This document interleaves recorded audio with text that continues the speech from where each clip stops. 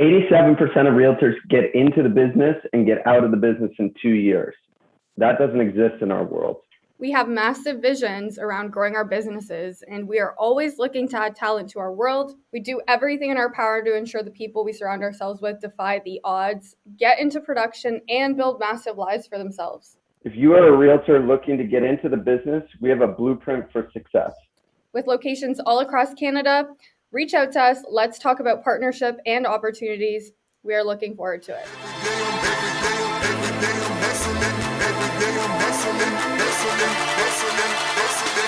Hi guys, welcome to another episode of the Sales Beast Podcast. We are here today with Ryan McLean. Ryan is a friend of mine, a mentor of mine, my former team leader at the brokerage, and he's done so much to help me throughout my career, and I'm sure he's going to add a ton of value to all of you today. So thank you so much for joining us, Ryan. No problem. Thanks for the invite. Yeah, and congrats on the new job too. I heard, kind of a big deal now. Anna was telling me about your new role. So you're director at KW Canada at this point? Yeah. So the title I have right now is area director in KW Canada. I'm basically doing the regional director role of being responsible for KW Canada as far as the supports and the growth. And I'm accountable to that, to the regional owner, Bill Soderoff, who's a phenomenal person. And a big reason why I took this position was to be able to work with someone who's has that amazing leadership, fun to work with, and someone that's achieved things in the world of real estate that no one else ever has, not even close. So when you get to work with someone like that, you take advantage of it, and you learn everything you can. You squeeze every piece of information out as you that you can, because it's one of the best things about being by surrounding yourself with those, that 3-foot circle, the 5 people you see most, is when you have incredible people in that 5, the 5 in the 3-foot circle. They impact you not just in business, but they impact, the way you think, the way you act, and ultimately they help you become a better person, a different person. So you can't pass up those opportunities when they show up. So that's the biggest reason I took this role. I'm passionate about Keller Williams. I'm passionate about how it's affected my life and the opportunities I've been able to have here. And there's a multitude of routes that I could have gone down as far as opportunity. And the reason I took this one is really the team I get to work with and how much fun I get to have. Oh, yeah, sorry. Go ahead. We cut each other off all the time. Now, I fully believe that. When I look at you, you've been one person since I've gotten in the business that's always poured into me, and you've never made a dollar off me. And in the beginning, I wondered, why does this guy want to help me and help my team and help everyone around me? Why is it that you do that? I truly believe you don't work for a paycheck on a daily basis.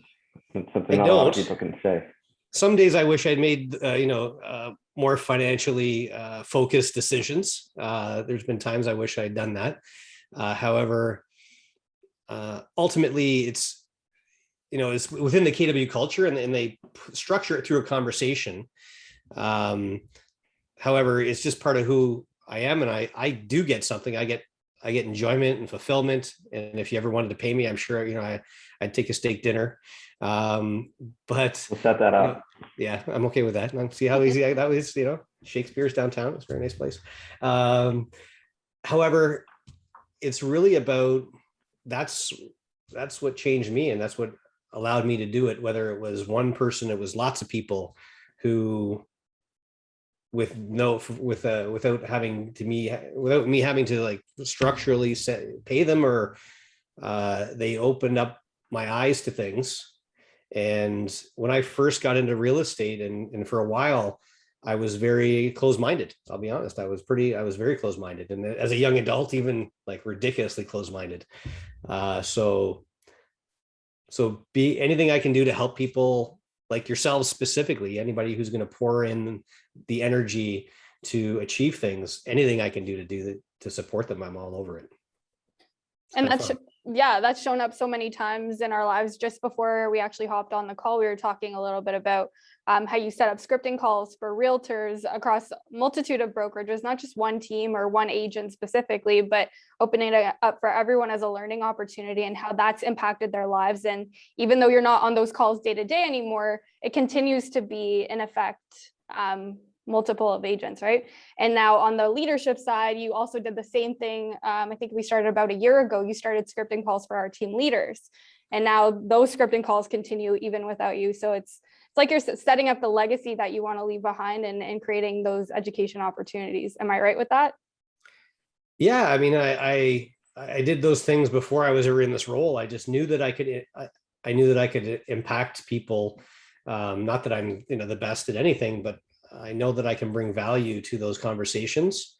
It's kind of a funny story. How the whole thing started was there was a couple of agents that I was in conversation with, and I wasn't in transactions anymore. However, they were working harder than I ever had in my whole life. They were lead generating like I had never done, and they had very little. Their conversions were very low. But okay. But I remember thinking there's just no way that they're going to be able to continue this pace without improving their skills. And it started as a 2-week boot camp. And I'm like, okay, I'm going to take you guys through a skill boot camp for 2 weeks. It's going to be really uncomfortable. And then I know that I'm going to have an impact on your results, and that'll be fun, and I'll move on. And so we met, I think, at 6 a.m. For scripting. I did that specifically because I wanted that, like a boot camp-ish.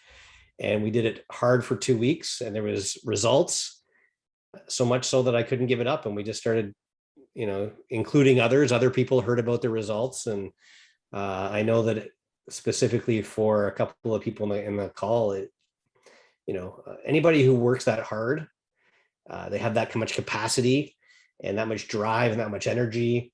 When you tweak a little bit of how you're doing it, it just has massive impact, and that's pretty cool. Can you walk us through your leadership path to date? Obviously, you came from the healthcare industry. I don't know if a lot of people know this. You came from the healthcare industry into real estate. Walk us through where you started and now where you're at today. There's been so many different iterations of what I've done. Although this has been the longest industry I've ever stayed in. But I mean, I joined the Army out of high school because I was a little bit of a, I wouldn't say troublemaker, but someone who just, needed a little bit of an outlet. From there, I became a registered nurse for 10 years, and which I would never give up for anything. The experiences I got to have, and the amount that I got to grow as a person through those experiences. I did a little bit different. I did a lot of medevac. So I worked up in the Arctic. And I'd say that I used to say that was my favorite job I've ever had, was when I worked in the Arctic. So I worked and then medevac people south for a couple of years, and then worked internationally for a bunch of years, and then had kids. That's actually what made me change my career. Was I didn't want to be away for weeks, if not months, doing that. And then I was working in the hospital, which I'm not built for. I'm not a cog in a big machine kind of guy, although that's changed. So I did that. When you look back at the things that change your life, at the time, you don't quite realize how, what they were. But I was working in an intensive care unit, had one of the craziest, most challenging nights of my entire life.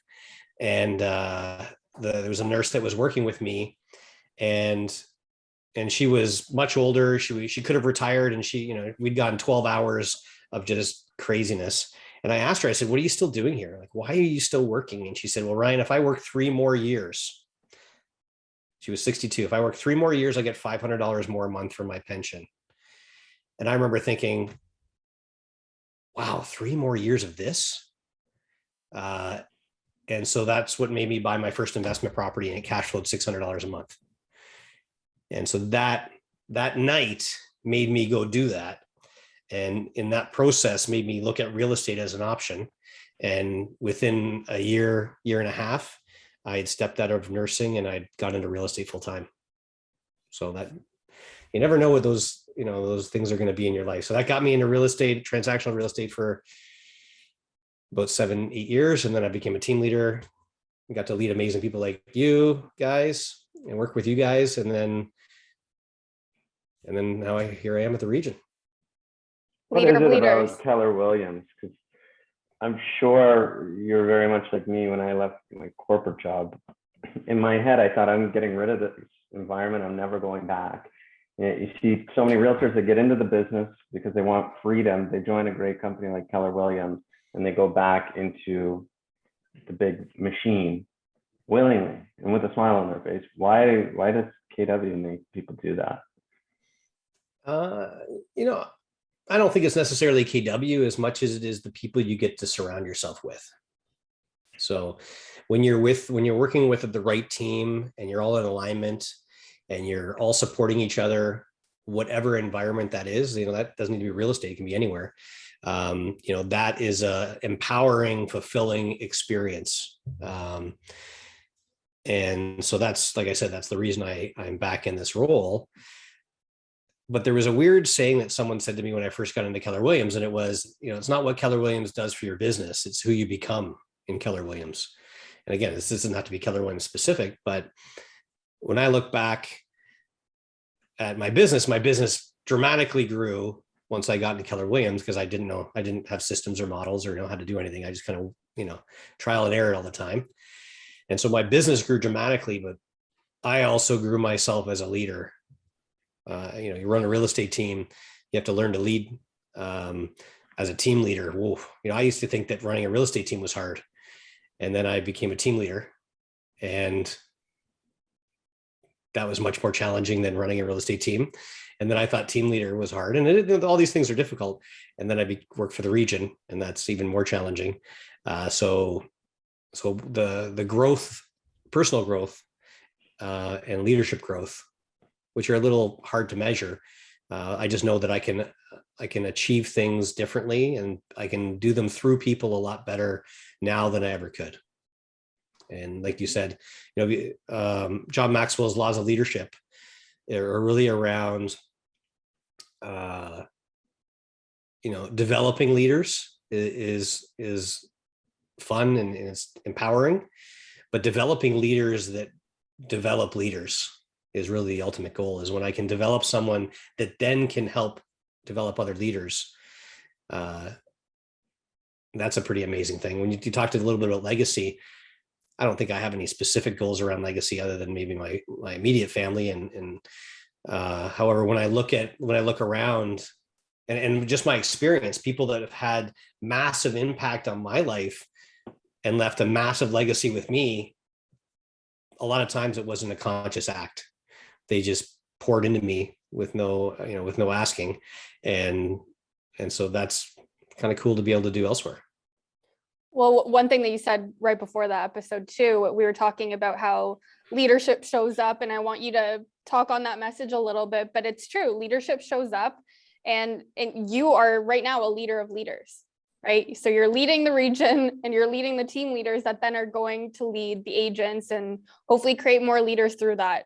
So obviously an exemplary situation right there, but talk to us about how, the people that you're leading right now show up in the best way, or some of the habits that they portray through the actions that they do. So, we talked about this a little bit. However, leaders show up every day, whether or not they had a bad day or a bad week, or they're having a bad quarter. Leaders continue to show up, and talent continues to show up, no matter how rough it can be at times. And, we've all had times where it's rough. So when I'm identifying and supporting people on what do you need to do to grow and achieve things, is first of all, you just got to keep showing up to work, and showing up no matter how many times you fall down, you keep getting up. You don't fail unless you stop trying. And some people are faster learners than others. I used to like a statement that was, I love to learn. I'm just a slow learner. And what I've learned to do is not say that, because that's not true all the time. Sometimes it is. However, one thing I am is determined, and I will keep showing up no matter how much I get knocked down. So that, being a leader is that first. You got to be that first. And then the other part of leadership that I started to learn as a team leader, and running a brokerage and having over 200 agents, and is leaders always take the high road on things every time. There's always challenges and sometimes adversarial situations or controversy or litigation sometimes, and leaders always come at it from the hot 30,000 foot view is, what's my ultimate goal and what do I need to do to get there? And they don't get caught in the weeds, and they don't get caught in the minutia of issues. They keep their eye on the goal, and the goal is unmovable, and you just keep moving towards that, or you do your best to do that. Not all of it, you're not perfect in that, but leaders focus on that, is what's going to move me closer to my goal, which isn't always the easy decision.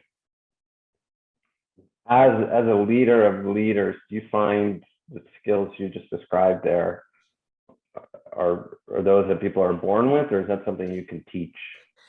I think everyone's born with a level of leadership, everybody.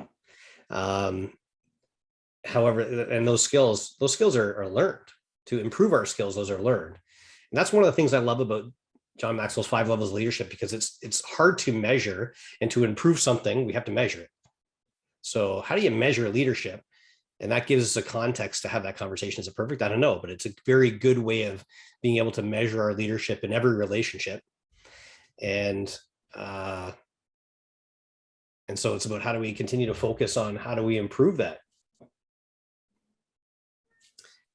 And, that's the ultimate challenge. It's kind of like golf, which I'm not great at, or sailing, which I'm better at and enjoy to do. People say that, first time you pick up a golf club, it's pretty hard to hit that 220-yard drive. Or the first time you get on a sailboat, the first time to really harness the wind, you can learn the basics very quickly. And if you spend a lifetime trying to master it, you never have it perfect. That's kind of fun. It's not a destination, it's a journey. Another sailor term, because it takes us forever to get anywhere. And as people, you've been doing this a lot longer than Anna and myself. So for individuals in our situation that are maybe new to leadership, do you have any recommendations for us as to how we can be more purposeful about developing our leadership? Yeah, that's a great question. I've asked, some of the really strong leaders in my life that question. I've asked people at the top levels of our industry and different industries, is how do you improve your leadership? And it's been very interesting to get the answers around what their vision is. Time on task over time is a big part of it. So being purposeful, but that doesn't really tell you much. One of the people that I asked was Diana Kakowska, who was the person who grew Maps. And so I asked her, I had her in a room, and I just asked, how do we be purposeful? How could I putting growing my leadership in my calendar, and what would that say? And she came up with something that I hadn't even thought of, was, well, don't they teach leadership at university? I went, well, I don't know, do they? Of course they do. So I went online and I looked up, some leadership courses at Harvard, Cornell, and these purposeful places that actually drill down on it from a academia perspective.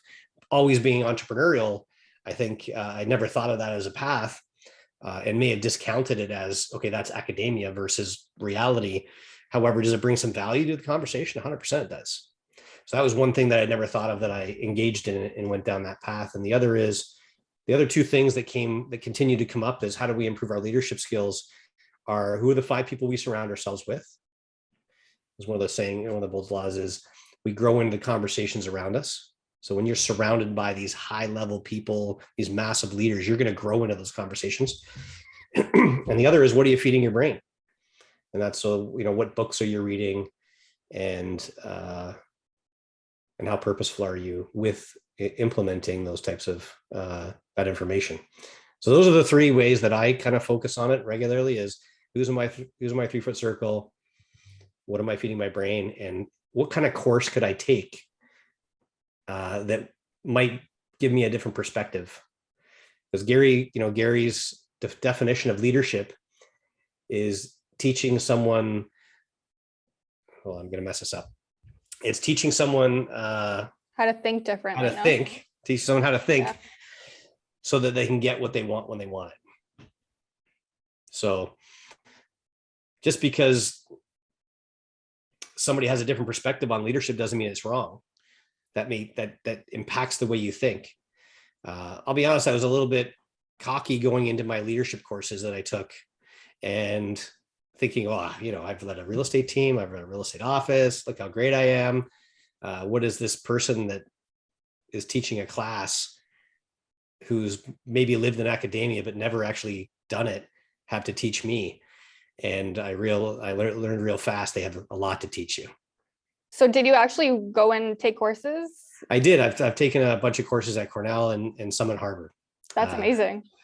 I have a dream of finishing something, so I could say I'm a Harvard graduate of something or a Cornell graduate of something, and I haven't made it a goal. So it's still just a dream because I haven't put a timeline on it. So maybe that's your action item after this conversation. That could be, yeah. Right. That's awesome. Yeah. Now, one thing I wanted to focus on too, like obviously for both Mike and I, one thing that actually, Mike, you can say if I'm wrong, but one thing that we struggle with is motivating people, right? As leaders, that's one of the biggest things. How do we motivate people into action? What would you say are some of the biggest things that you've realized over the past few years to help people get into action? Well, I mean, the first thing is you can't motivate people. You can't motivate them directly right on their motivation. You can't push that button or pull that lever. What we can do is help them self-realize the results of taking action. And so ultimately it needs to be in alignment with someone's goals. What do they want to achieve? Why do they want to achieve it? How badly do they really want it? What would life look like if they achieve their goals, or what would life look like in the future if they don't? And, sometimes we have these big lofty goals. I want to do all these massive things, but am I willing to take the steps that are required to achieve that? Do I know what those are? So really, it's about really drilling down on what's important to people, helping them see a path to get there. And then are they willing to take that path? And a lot of times I had these conversations, people through that conversation, once they can articulate exactly how to get somewhere, that energizes them and will put them in that motivation state. More importantly, on those bad days, or those days that you don't really feel like doing what you're supposed to be doing, those goals, if they really mean something to you, if they really resonate emotionally with you, those goals will be there to support you to take action. And there was a lot of people that when we really drilled down on what they said they wanted and what they needed to do to achieve it, decided they didn't want that. They didn't want it that much. And there's no right or wrong there.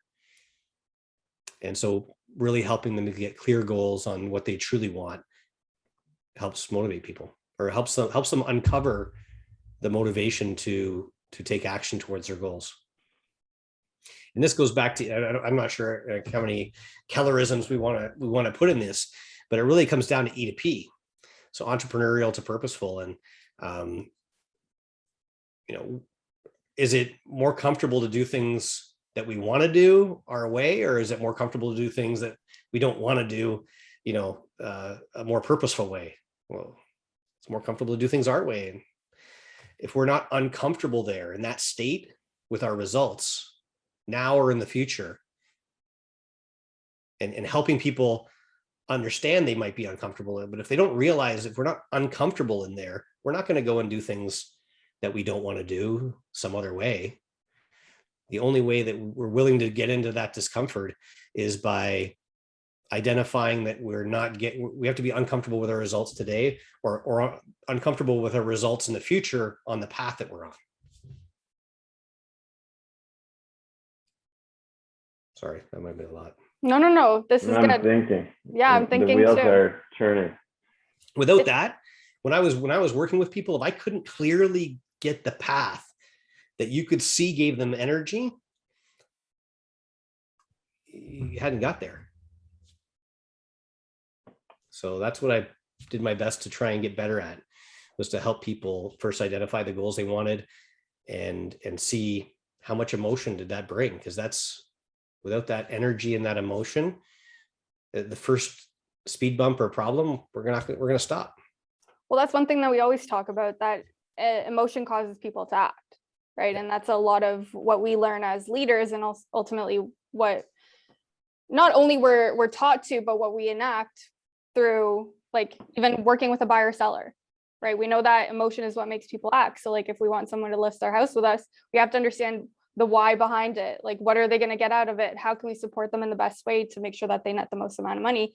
And it also transpires into this side of things. Now, and on the path of emotion, like, what are some of the things that you can do to, I guess, uncover those things when you're trying to help people act? Well, you have to get to know them.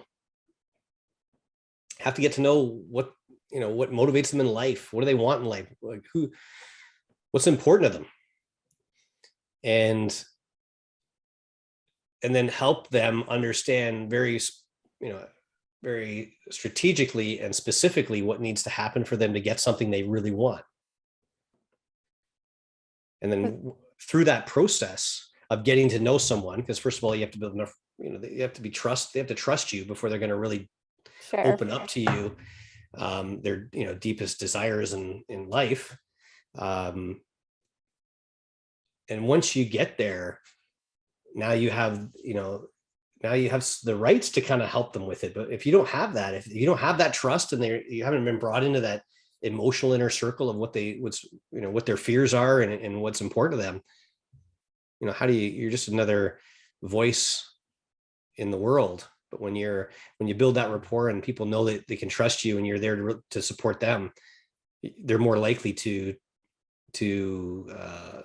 allow you and listen to you, help them to get there. So rapport is and trust is unbelievably important in this. People have to know without a shadow of a doubt that you have their best interests is number one to you. So like what I'm hearing is basically, I was reminded immediately of this. I think it was Jason Abrams brought it up on a call probably last year. I think it was one of the growth calls, and he talked about the triangle of trust, and essentially kind of walking whoever you're trying to build trust with through this path of like logic, authenticity, and empathy. And I think that's essentially what I heard right now with what you said. Yeah. I mean, there's different ways to get there. And we all, this is in sales and in these roles, it's about how do we build trust? What needs to happen? And, we all have different strengths and opportunities in how we build trust. Do you, so I know within my world here, we have a lot of people that have come through our doors in the past, and we've poured into them, and some I find want to be helped and others maybe don't. It's very much like what you said earlier, you can't motivate people. Do you encounter many people through the job you're in right now that simply can't be helped because maybe the why isn't strong enough? Yeah, we talk about people that are more coachable than others, right? I mean, that's a pretty common conversation. Is that person coachable or not? And what often we don't realize is, it's not a static thing.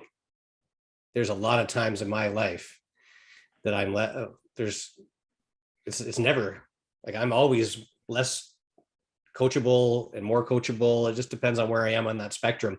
Now, through all my focus, I think that, my standard level of coachability is higher than it ever has been. And at certain points in my life, I was completely uncoachable. Completely. And when you think about that, and I think back around that, it's because someone's not uncomfortable enough in their current results of doing it their way to be willing to do it a different way, to try it some other way, to listen to someone. So this goes back to sometimes I think I'm a slow learner, is sometimes I got to run into that wall more times than the average person before I'll take 2 steps to the right and walk through the door, even if I know the door is there. So those people that when we say they're not motivated is they're not willing to take action towards something because they're not uncomfortable enough currently. And that doesn't mean that that couldn't change tomorrow, next week, next month. And that's where trust is built, I think, as well, as when you help someone and you meet with somebody, you try and help them and they don't take any action towards it, but you don't necessarily, it's not a like, I don't dislike them or like them anymore. It's just, they've chosen not to do that. They're not ready. And that's where you sometimes will say, when, putting boundaries on your energy is when you're willing to take action on this, then I can't wait to pour into you. But to have the same conversation with someone who won't take action, and I have flashbacks of trying to motivate people to make lead generation calls, and holding people accountable to the uncomfortable things of lead generation. Absolutely, that's just required as a leader. But to daily, weekly, monthly have to have the same conversation to get somebody to take any action towards their goals, I don't have that in me. That takes energy from me. Mm-hmm. Pouring into people that will take action gives me tons of energy, but I can't have that conversation over and over again. Mm-hmm. No, I feel the exact same way. Yeah, there's one I was reading, I think it was John Maxwell. It was a concept called the law of the lid, mm-hmm. which basically says if I am reporting into you, so you're my leader, if you're not constantly growing, you're also capping not only yourself, but also me. There's one person we had on the podcast, Chris Suarez. You remember, Anna, he had this ridiculous growth plan in place. Like, you read an absurd number of books, and it almost seemed like he was in fear of not remaining relevant within his organization. Is that something you're conscious of? And do you wake up on a daily basis thinking, I need to grow today in order to expand the world of the people that I'm surrounded by? I mean, are you asking me if I like to grow, or are you asking me if I'm in fear of being, not relevant? Not. I shouldn't say that, but I'm just kidding. Are you purposeful about growing, not just for yourself, but so others within your world can grow at a more rapid pace? That's something I noticed when I entered your world. My pace accelerated significantly. Yeah, there's an area that I could definitely be more purposeful in, and I'll say that I'm pretty, I focus on growth, because I have learned that I'm not my highest and best self if I'm not uncomfortable with growth. So do I get the benefits of helping other people? The more I grow, absolutely. However, it really is something that I do for me, because I'm happier ultimately, even though it's uncomfortable, and more fulfilled when I look back, which we have to do purposely, because often we don't look at, we don't understand the level of growth that we've had without stopping and looking back and measuring. Like I said, without growth, I'm not a happy guy. So it's completely all about me to start. Yeah. Makes sense. Okay. Now, I got another question for you. So when I met you, you were actually running a scripting session. I'm sure you don't remember it at all, at the brokerage. It was my first day on the job. At that time, you were CEO of your own team. Then you jumped over to team leader. Now you have this new role at KW Canada. Where are you going next? That's funny. I get to ask that question. And I mean, when I understand my path in life, not that when I joined the military, I was ever thinking career, but it was not a possibility. And then I was a nurse in the hospital for a short period of time. And then I was a medevac nurse, and then back to the hospital, and then I got into real estate. And so I've kind of been a little all over the place. Someone could quote me and say, I said that I would never become a team leader. I'm sure I said that more than once, actually. And what I've learned is if I went 5 years back from where I am today, I never would have predicted where I am now. And that's consistent through my entire adult life. Is if I would try and predict where I want to be in 5 years, I've realized that I never could have comprehended where I was going to go.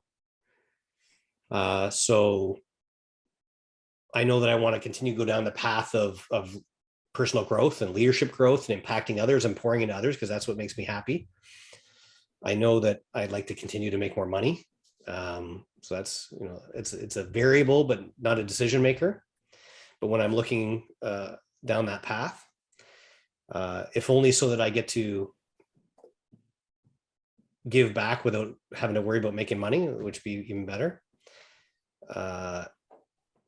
And back to my, my silly sailing sayings is, I let the journey reveal the path. So I believe that as long as I'm making decisions in that light, is this something that's going to give me energy?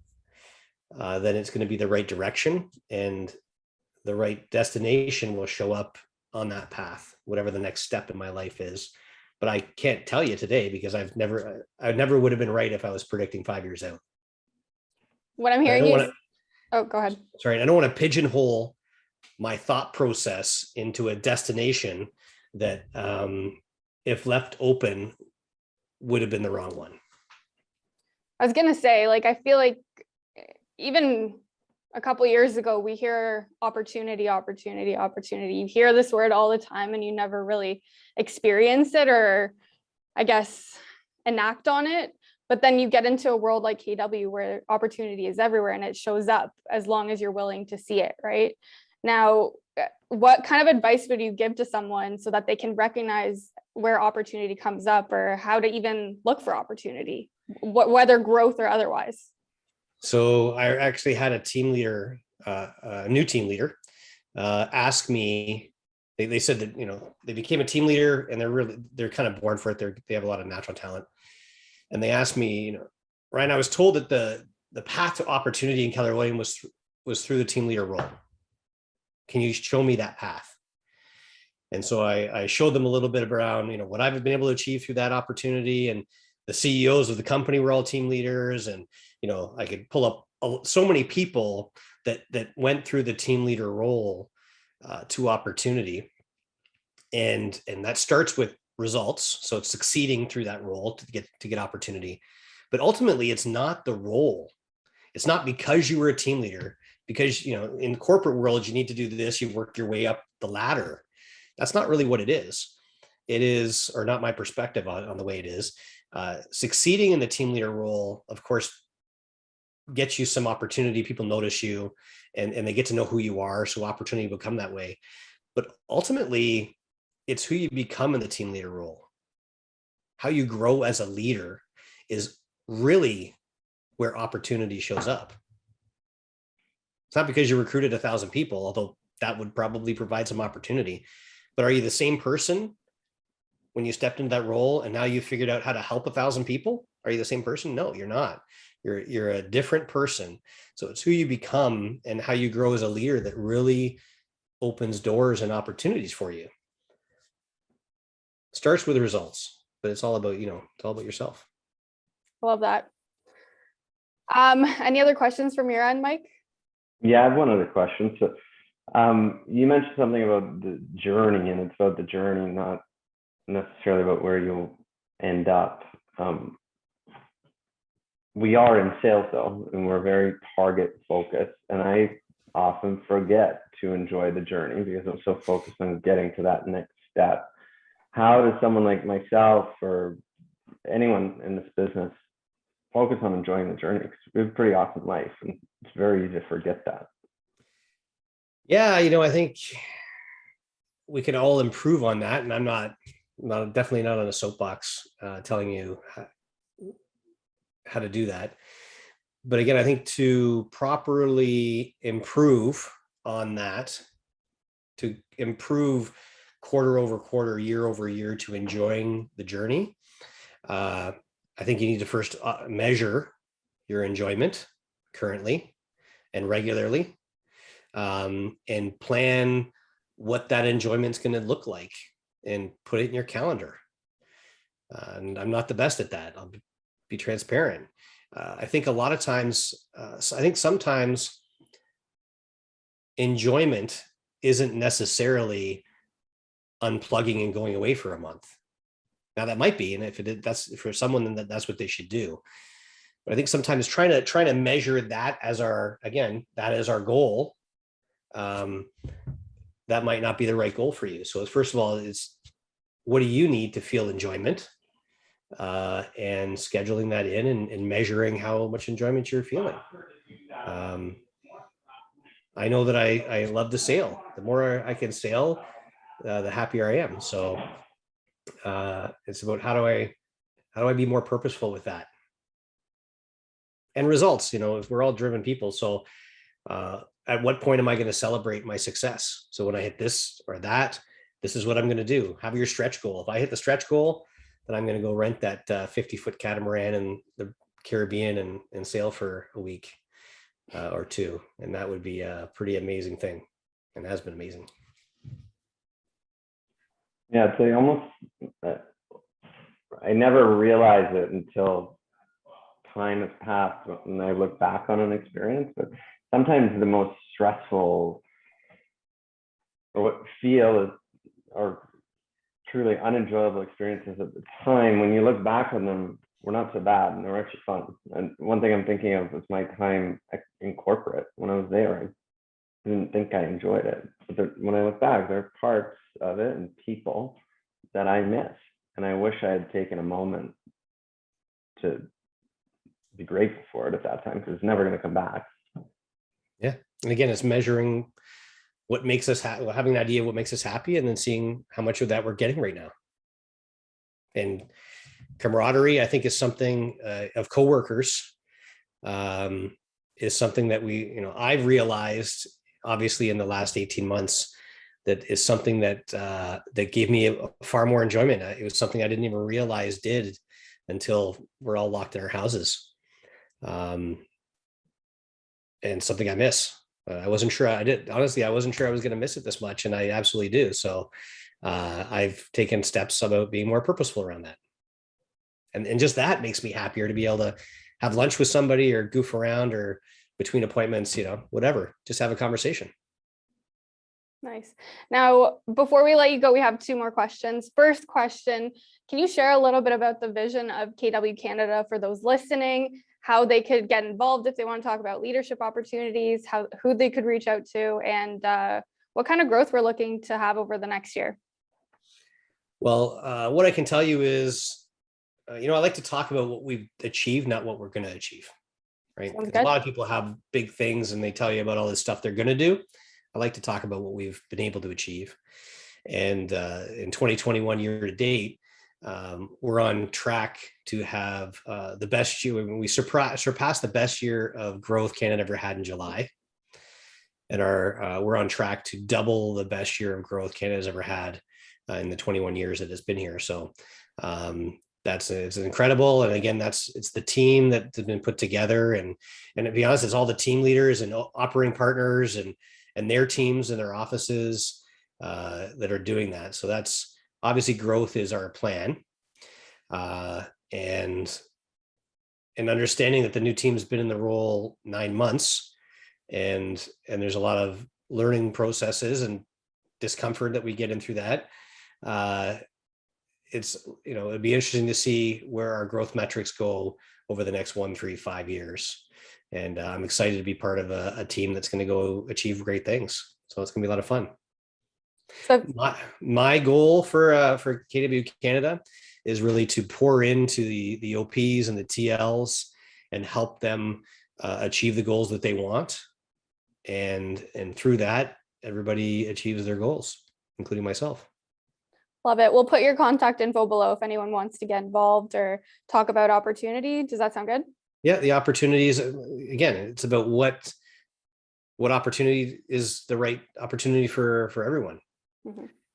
I'm not sure I was ever quoted that I'd never worked for the region, but I definitely was quoted that I was never going to be a team leader. And it turned out that was one of the most pivotal points of my life. And I wouldn't trade it for the world, although it was really challenging and really uncomfortable. So if people want to learn more about opportunity and growth and find out who those 5 people they're going to see most should be, and they can be purposeful around it. I'm happy to have those conversations. Love it. And last question that we ask all our guests, Mike, do you want to do the pleasure this time again? You took it away last time, so I don't know. Yeah, I'll give it a go. Okay. So who do you know that we should know that we should have on this podcast? Good question.